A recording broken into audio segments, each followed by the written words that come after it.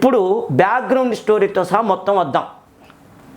ఏంటి ఆ స్టోరీ అంటే ఇంకా చూడండి, గోరీ మహమ్మద్, ఓకేనా, గోరీ మహమ్మద్, పృథ్వీరాజ్ చౌహాన్.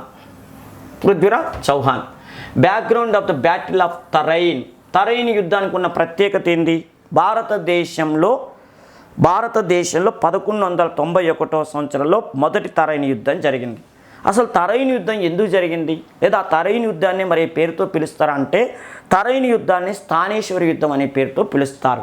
ఏంటి ఆ స్టోరీ అంటే ఇగో ఈయన పృథ్వీరాజ్ చౌహాన్, చౌహాన్, ఇంకెంత చెప్తున్నప్పుడు మీకు ఎందుకు అర్థం కాదు, చౌహాన్. ఈ చౌహాన్ వంశానికి చెందినవాడే పృథ్వీరాజ్ చౌహాన్. ఈ చౌహాన్ వంశానికి చెందిన పృథ్వీరాజ్ చౌహాన్ ఆ వంశంలో మగాడు, వాడు మగాడురా బుజ్జి. దీన్ని పృథ్వీరాజ్ చౌహాన్ 3 అంటారు, ఓకేనా. ఇకపోతే గహద్వాల వంశం, గహద్వాల వంశానికి క్యాపిటల్ సిటీ ఏంటంటే కనోజ్. నేను చాలాసార్లు చెప్పాను మీకు, హర్షవర్ధన్ అనే పాఠం చెప్పేటప్పుడు కూడా చెప్పాను. ఏంటంటే పాటలీపుత్రం అనేటటువంటిది గుప్త సామ్రాజ్యం వరకే ఒక వెలుగెలిగింది. ఆఫ్టర్ గుప్తాస్ పాటలీపుత్రం తన ప్రాధాన్యతను కోల్పోయింది. పర్టికులర్గా కనోజ్ అనేటటువంటిది పేరు ప్రతిష్టలు పొందిందని చెప్పినాం. హర్షవర్ధనుడు కనోజ్నే రాజధానిగా చేసుకొని పరిపాలన చేశాడు, మొదట్లో స్థానేశ్వరాన్ని చేసినప్పటికీ అని చెప్పినాం. చూడండి, కనోజ్ని గహద్వాల వంశం వాళ్ళు పరిపాలన చేస్తారు, చౌహాన్ వంశం వాళ్ళు స్థానేశ్వరాన్ని పరిపాలన చేస్తారు.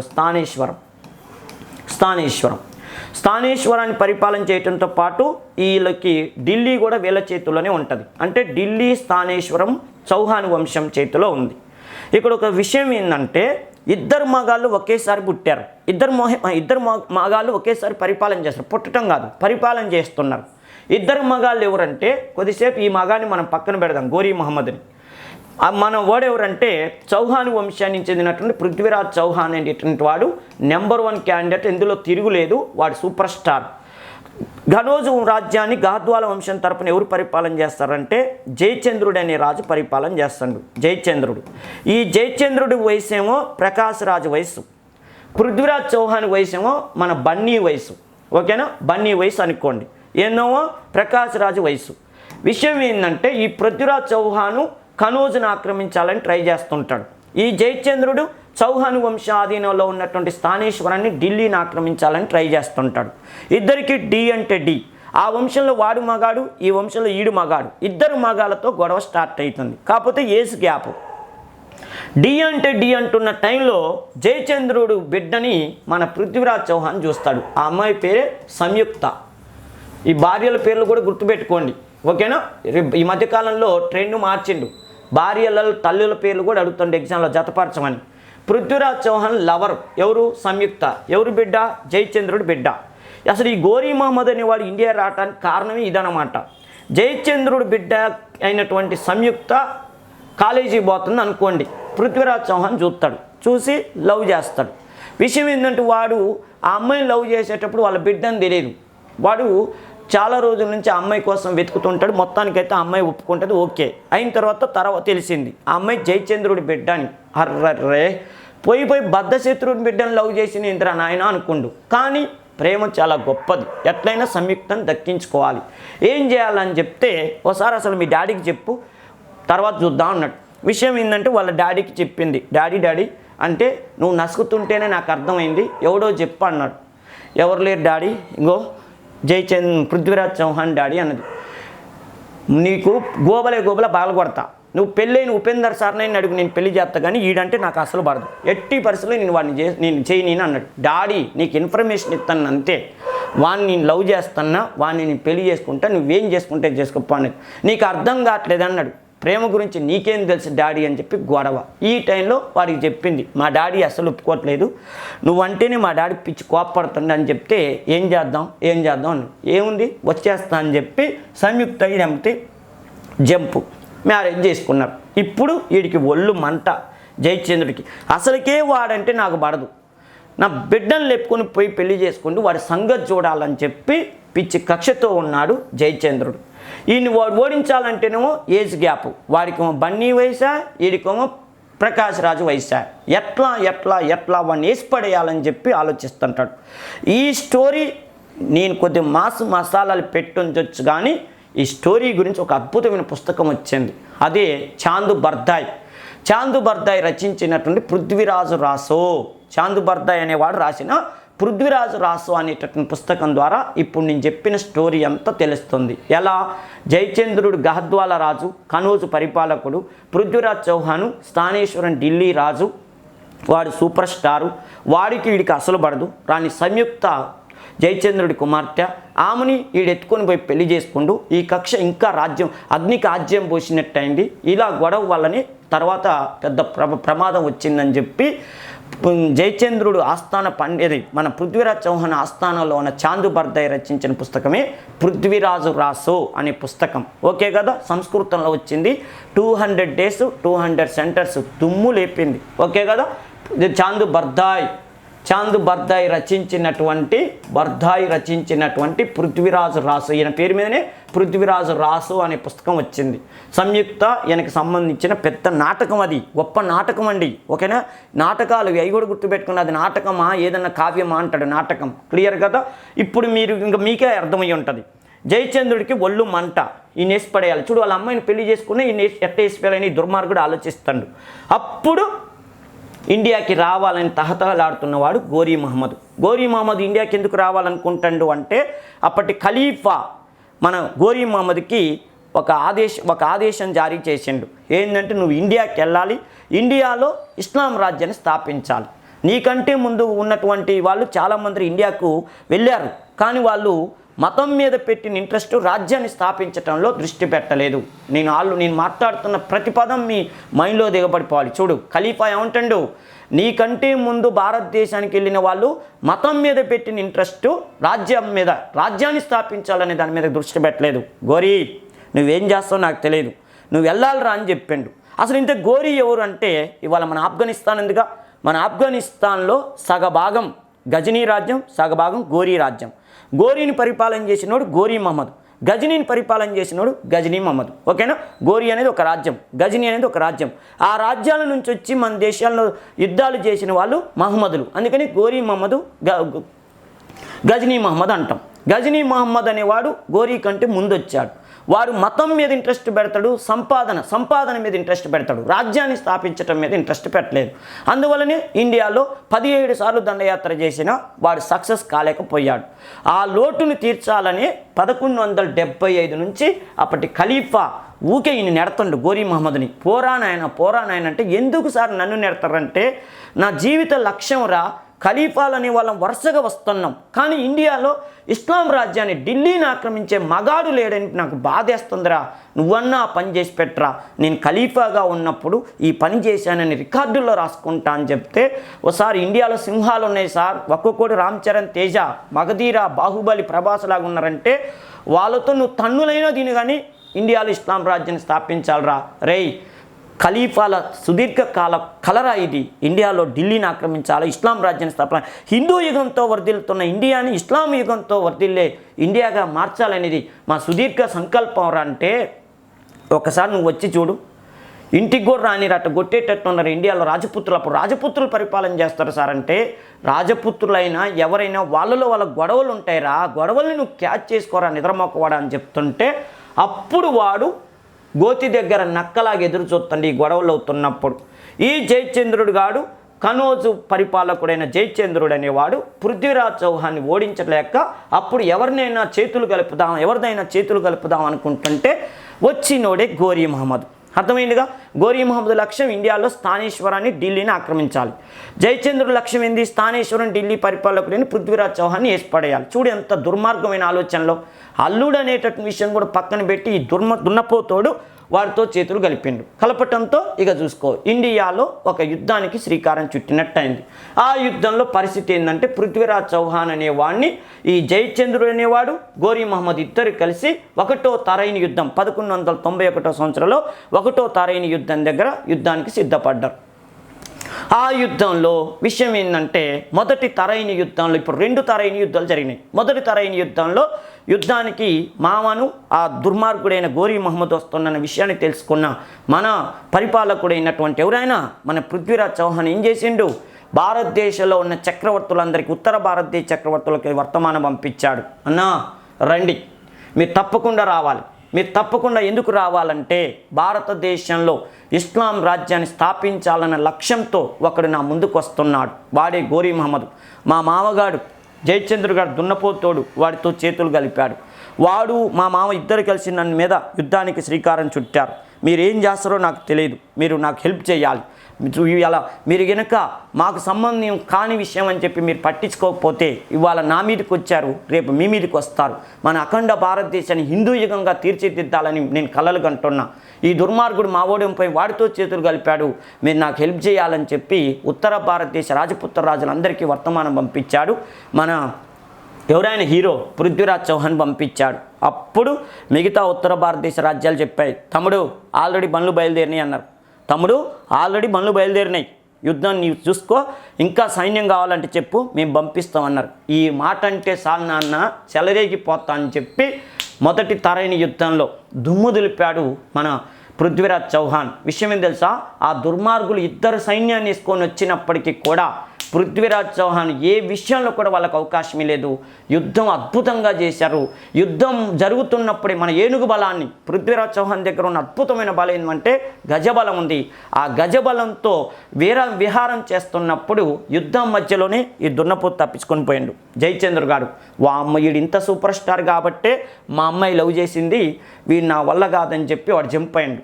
తర్వాత గోరీ మహమ్మద్ గారు దొరికిండు, కాళ్ళ దగ్గర ఉండు. ఏందిరా పరిస్థితి అన్నాడు. కాలు తీస్తే వెళ్ళిపోతా అన్నాడు. నేను ఎందుకు తీస్తా అన్నాడు. అరే నీకు విషయం చెప్పనా, మీ మామగాడే ఎప్పుడు వస్తావు అని పిలిచిండు. ఆడ ఖలీఫా గాడేమో పోరా నా పరిస్థితి ఎట్టుందంటే కుడితిలో పడ్డ ఎలకలాగుందిరా తమ్ముడు, ఒక్కసారి అర్థం చేసుకో. ఖలీఫా గాడేమో ఇండియాలో ఇస్లాం రాజ్యాన్ని స్థాపించని పొద్దున్నలేతే మొత్తుకుంటాడు. ఈడేమో మాల్లుని వేసేయాలంటే మరి నేను ఏం చేయనురా, ఇది పరిస్థితి అన్నాడు. నీ ఫ్యూచర్ ఏందిరా అన్నాడు. ఏముంది, నువ్వు కాలు తీసి వెళ్ళిపోతా, లేకపోతే నేనే తీసుకొని పోతా అన్నాడు. రేయ్ సంపేత బిడ్డ అన్నాడు, నీకు దండం పెడతన్నా, నువ్వు కాలు తీస్తే భవిష్యత్తులో నీ జోలికి నా అసలు ఇండియా వైపే చూడన్నా, నాకు నీకు దండం పెడతా, నాకు అవకాశమే అన్నాడు. అప్పుడు అరే భారతదేశ చక్రవర్తులు అంటే ఎప్పుడైనా కూడా త్యాగం చేసేవాళ్ళరా. భారతదేశ చక్రవర్తులు అంటే ఎవరికి కూడా హాని తలపట్టనేళ్ళరా.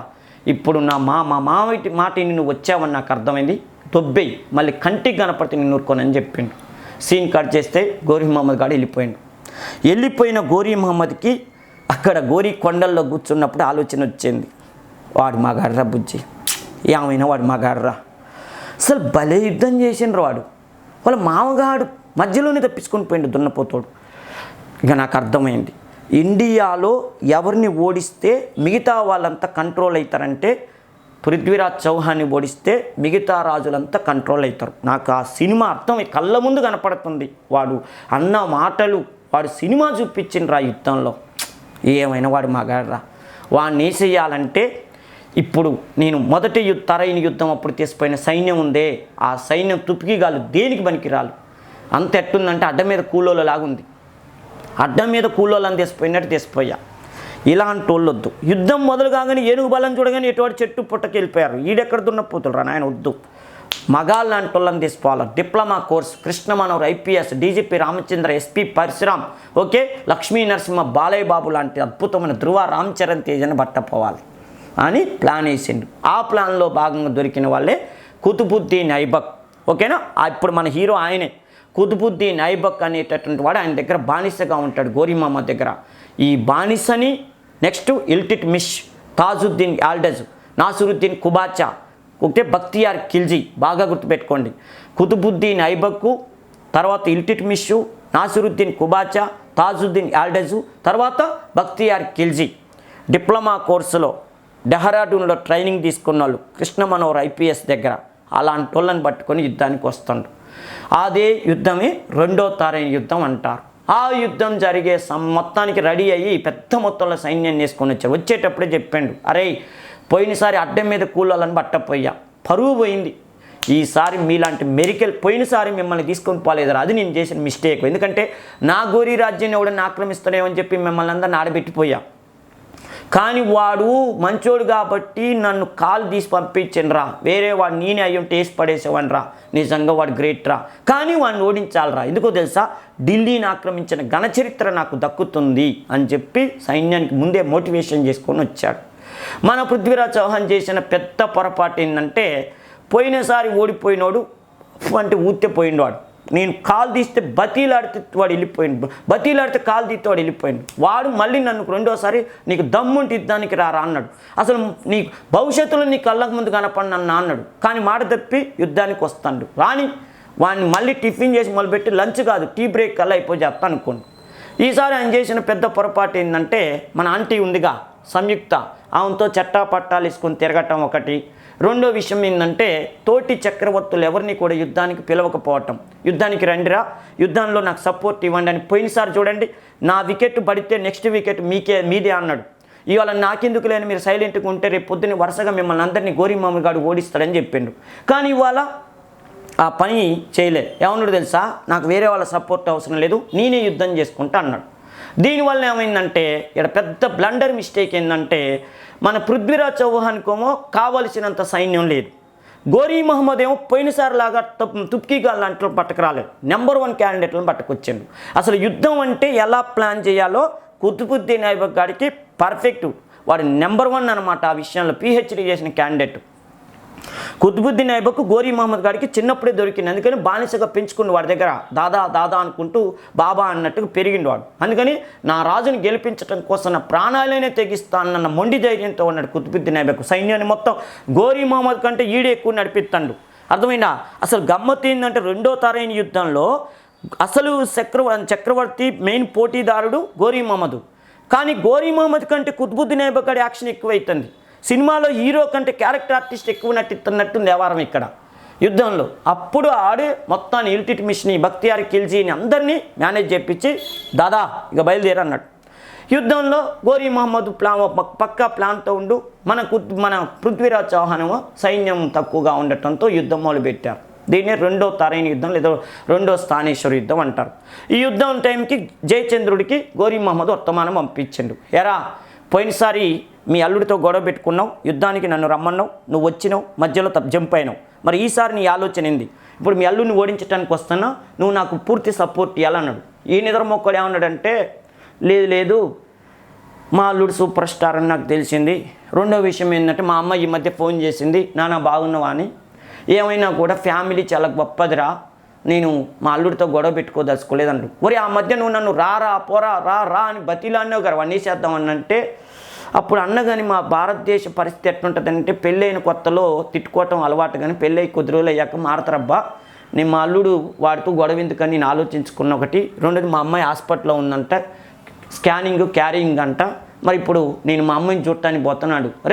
పృథ్వీరాజ్ చౌహాన్కి బద్ద శత్రువురా, వాడితో అంటే ఒరేయ్ పెళ్ళం పిల్లలు ఏమీ లేని మీ బతుకులకి ఈ రిలేషన్షిప్ గురించి మీకేం తెలుసురా, ఆ ఎడార్లలో బతికే వాళ్ళకి దొబ్బే అన్నాడు. అప్పుడు వాడికి మండింది. ఎరా, అసలు నువ్వు చేయబట్టే కదా నేను వచ్చింది. వాడితో ఫస్ట్ అమ్మో వాడు కాలు తీయపోతే నా పరిస్థితి ఏమైపోయేదిరా, రా అని రెచ్చగొడితివి, మధ్యలో యుద్ధంలో జంప్ అయిపోతివి. ఇవాళ రారవన్నీ చేద్దామంటే అల్లుడు అమ్మాయి స్కానింగ్ క్యారింగ్ అని ముత్తుకుంటాను విందిరా అంటే, నువ్వేమన్నా అనుకో, నాకు సంబంధం లేదు అన్నాడు. నీ సంగతి తర్వాత చూస్తాం, ముందు ఇటు సంగతి చూస్తానని చెప్పి అప్పుడు యుద్ధానికి వచ్చారు. యుద్ధం చేశారు. రెండో తరైన యుద్ధం లేదా రెండో స్థానేశ్వర యుద్ధంలో ఘోరం పాపం. ఓకేనా? రెండో స్థానేశ్వర యుద్ధంలో ఘోరమైన పరిస్థితి ఏంటంటే, పృథ్వీరాజ్ చౌహాన్కి సైన్యం తక్కువ ఉండటంతో యుద్ధంలో ఘోరంగా ఓడిపోయాడు. యుద్ధంలో ఓడిపోయినటువంటి పృథ్వీరాజ్ చౌహాన్ని గోరీ మహమ్మద్, పోయినసారేమో గోరీ మహమ్మద్ పృథ్వీరాజ్ చౌహాన్ పాదాల దగ్గర ఉంటే, ఇప్పుడు పృథ్వీరాజ్ చౌహాన్ గోరీ మహమ్మద్ పాదాల దగ్గర ఉన్నాడు. ఏందిరా నీ ఫ్యూచర్ ప్లాన్ అన్నాడు. నాకేం ఫ్యూచర్ ప్లాన్ లేదురా అన్నాడు. ఒక్కసారి నన్ను క్షమించు, నేను యుద్ధం నుంచి విరమిస్తా, నాకు బతుకు తెరివి ప్రాణభిక్ష పెట్టని చెప్పు, నేను వదిలేస్తా. ఎందుకో తెలుసా, పోయినసారి నువ్వు నాకు ఆఫర్ ఇచ్చినావు, నేను ఈసారి ఆఫర్ ఇస్తా, చెప్పురా అన్నాడు. భారతదేశం అంటే ఏమనుకుంటున్నావురా, ఒకరికి ప్రాణభిక్ష పెట్టడమే మా భారతదేశ ప్రజలకు తెలుసు, కానీ ఒకరిని ప్రాణభిక్ష అడిగేటటువంటి పరిస్థితి, దరిద్రమైన పరిస్థితి మా దేశం వాళ్ళకి ఇప్పుడు రాదురా. ఇవాళ నువ్వు నాకు ప్రాణభిక్ష పెట్టి నన్ను బతికిస్తే రేపు భవిష్యత్తులో భారతదేశంలో ఏ చక్రవర్తి కానీ ఏ ప్రజలైనా కూడా నన్ను చూడగానే వాళ్ళని గోరీ మహమ్మద్ అనేటి వాడు ప్రాణభిక్ష పెడితే వాళ్ళ బతుకుతుండ్రా అంటారు. అదే గోరీ మహమ్మద్ని ప్రాణం తీయటం కోసం తెగించి ప్రాణాలు కోల్పోయిన దేశభక్తుల దేశం రా ఈ దేశం అని గొప్పగా చెప్పుకోవాలరా నా గురించి. ఈరోజు నిన్ను ప్రాణభిక్ష పెట్టురా అంటే రేపు మా ఉపేంద్ర ఏమని చెప్తాడు? వాడు ప్రాణభిక్ష పెడితే బతికిందని చెప్తాడు. కాదురా, వాడు మగాడ్రా బుజ్జి అన్నట్టుగా చెప్పేటట్టు ఉండాలిరా భారతదేశ చరిత్ర అని చెప్పి వేసిపడి నాకు ప్రాణం ఒకడి దగ్గర ప్రాణభిక్ష పొందే బదులు చావటమే మేలు అనుకుంటున్నాను. కానీ మరి నీ కోరిక నేనెందుకు కాదన్నారా అని ఇసిపడేసాను. ఆ యేసుడే భారతదేశంలో ఒక కొత్త యుగానికి శ్రీకారం చుట్టినట్టయింది. అదే భారతదేశ ఇస్లాం రాజ్య పరిపాలన ఢిల్లీ చుట్టుపక్కల మొత్తం జరగటానికి కారణమైందంటారు. ఏదేమైనా కూడా భారతదేశంలో పృథ్వీరాజ్ చౌహాన్ భారతదేశ చరిత్రలో చిరకాలం ఉండిపోతాడు. చిరకాలం ఎందుకు ఉండిపోతాడంటే చిట్ట చివరి గొప్ప హిందూ చక్రవర్తిగా మధ్యయుగ దేశ చరిత్రలో నిలిచిపోయినటువంటి వాడు. చిట్ట చివరి గొప్ప హిందూ చక్రవర్తిగా మధ్యయుగ భారతదేశ చరిత్రలో నిలిచిపోయినటువంటి సూపర్ స్టార్ ఎవరంటే మన పృథ్వీరాజ్ చౌహాన్. చాంద్ బర్దాయ్ పృథ్వీరాజు రాసు అనే పుస్తకం రాశాడు. ఇంకో విషయం చెప్పనా మీకు? బ్రిటిష్ వాళ్ళు భారతదేశానికి వచ్చినాక భారతదేశంలో అంత గొప్ప వాళ్ళు ఎవరు అని పరిశోధన చేపిస్తే రాజపుత్రులు అని తెలిసింది. రాజపుత్రుల్లో దమ్మున్నోడు ఎవరంటే పృథ్వీరాజ్ చౌహాన్ అని చెప్పి ఆడు చెప్పుకుంటుంటే పృథ్వీరాజ్ చౌహాన్ అంత గొప్పోడా వాడని చెప్పి పర్టికులర్గా భారతదేశానికి కర్నల్ టాడ్ అని చెప్పి ఒక పరిశోధకుని పట్టుకొచ్చారు బ్రిటిష్ వాళ్ళు. పట్టుకొచ్చి దాని మీద పరిశోధన చేపిస్తే ఆ కర్నల్ టాడ్ ఏమని చెప్పిండో తెలుసా? ఆ రోజుల్లో ఆ రాజపుత్రుల కాలంలో ప్రతి ఇంట్లోనంట మన పృథ్వీరాజ్ చౌహాన్ ఫోటోలు పెట్టుకునే వాళ్ళంట. బతికితే ఇలాంటి బతకాలరా, బతికినన్నాళ్ళు ఇట్లా పేరు ప్రతిష్టలతో బతకాలరా అని చెప్పి పృథ్వీరాజ్ చౌహాన్ బొమ్మల్ని ఇళ్లలో పెట్టుకునే వాళ్ళు, వాళ్ళ పిల్లలకి అయిన పేరు పెట్టుకునే వాళ్ళు, పృథ్వీ అనేటటువంటి రాజు అనే పేరుతో పేరు పెట్టుకునే వాళ్ళు అని చెప్పి కర్నల్ టాడ్ రాజస్థాన్ కథావళి, అనెల్స్ ఆఫ్ రాజస్థాన్ అంటారు ఇంగ్లీష్లో. అనెల్స్ ఆఫ్ రాజస్థాన్ కథావళి అనేటువంటి పేరుతో పుస్తకం రాశాడు. ఆ పుస్తకం ద్వారా బ్రిటిష్ వాళ్ళే అనుకున్నారు, అబ్బా ఇలాంటోడు ఒకడు మా దేశంలో పుట్టుంటే మా దేశానికి ఇంకా గొప్ప పేరు వచ్చేది. ఇది ఎక్కడ కూడా ఎవరన్నా వీరులంతా ఇండియాలోనే పుట్టారు, కానీ ఈ దేశాన్ని మనం పరిపాలన చేసే పరిస్థితి వచ్చిందంటే ఇలా మధ్య సఖ్యత లేకపోవటం వల్ల మనం ఈ అవకాశంగా మనం తీసుకున్నామని బ్రిటిష్ వాళ్ళే ఆశ్చర్యపడారు. ఓ ఛత్రపతి శివాజీ, ఓ రాణా సంగ్రామ్ సింహుడు